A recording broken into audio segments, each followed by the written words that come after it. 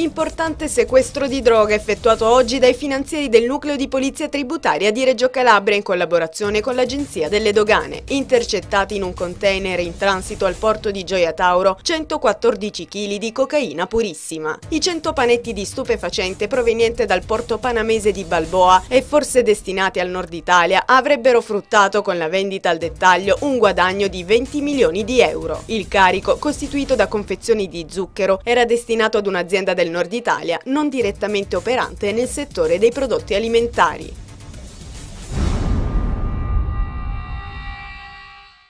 Una fiaccolata contro le morti per amianto e i veleni è stata promossa ieri sera a Crotone da una serie di associazioni e movimenti presenti sul territorio. Il corteo, partito dalla zona antistante lo stadio Ezio Scida, dopo essere passato dal tribunale e dal palazzo comunale, è approdato nella cattedrale di Crotone, dove l'arcivescovo Monsignor Domenico Graziani ha celebrato una messa per commemorare proprio le vittime dell'amianto. Buona la partecipazione all'evento nonostante il freddo, soprattutto di bambini. All'appello invece mancavano le istituzioni.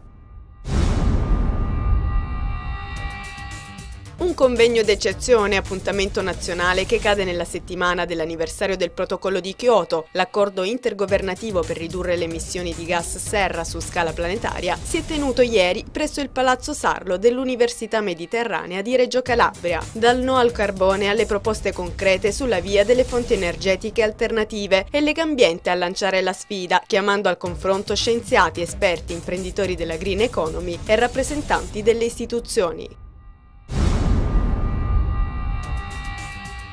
Sulla crisi di ambiente e servizi, la società che si occupa della raccolta differenziata nel capoluogo e in altri 26 comuni è intervenuta la CGIL di Catanzaro, che per salvaguardare i 36 dipendenti a rischio cassa integrazione chiede aiuto al comune. Bisogna ripianare il debito di circa 2 milioni di euro, sollecitare gli altri 25 comuni che facevano parte del consorzio per recuperare i crediti vantati e far rinviare la seconda udienza prefallimentare del 24 marzo.